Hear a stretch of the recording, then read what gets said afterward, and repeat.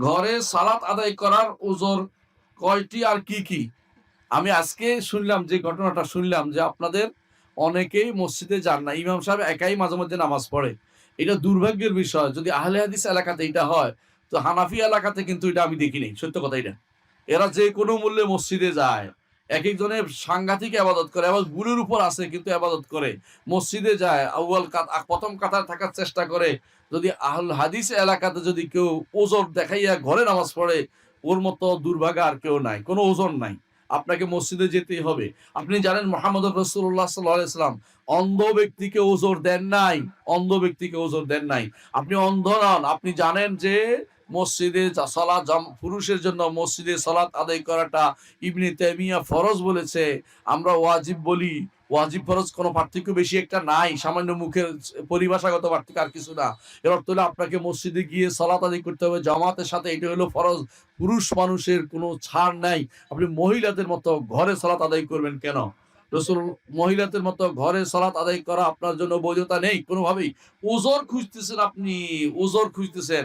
ওজর হচ্ছে এটাই, যদি বাইরে গেলে আপনাকে মেরে ফেলবে এমন কোনো সম্ভাবনা থাকে। যে বাইরে গেলে আমাকে মেরে ফেলবে। বুঝেন না? যে পুলিশে ধরে নিয়ে যাইবো গা।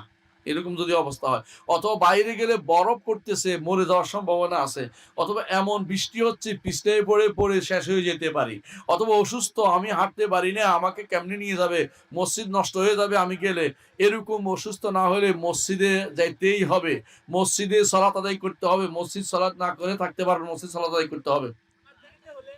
জামাত দেরিতে হলেও মসজিদে যেতে হবে।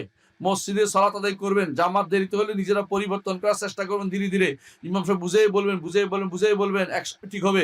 কিন্তু আপনি যদি ঘরে আদায় করেন তাহলে মসজিদ ঠিক করবে কে? কিয়ামত পর্যন্ত এই মসজিদে ঠিক হবে না। এইজন্য এটা করা যাবে না। মসজিদে ইমামের সাথে পড়াইয়া তাকে বুঝিয়ে শুনাইয়া সামনে এগিয়ে নিবেন যে আউয়াল ওয়াক্তে সালাতের গুরুত্ব তাকে বুঝিয়ে দিবেন। আর আপনি যদি বলেন যে মসজিদ দেরি হয়, আমি সুতরাং আগে পড়েই ফেলি, তাহলে মসজিদ আর কোনদিন আবাদ হবে না। এইটা কে আবিষ্কার করেছে জানেন? এটা কোনদিন ইসলামী শরীয়তে নীতি ছিল না।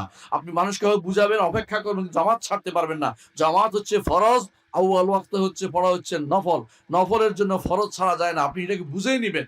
আপনি যদি কোনো দেরি করেও আপনি সওয়াব পাবেন। কারণ আপনার মনে আছে, দুঃখ আছে যে আমার আউয়াল ওয়াক্তে পড়তে পারি নাই। এই বেটার জন্য, বেটা দেরি করাইছে।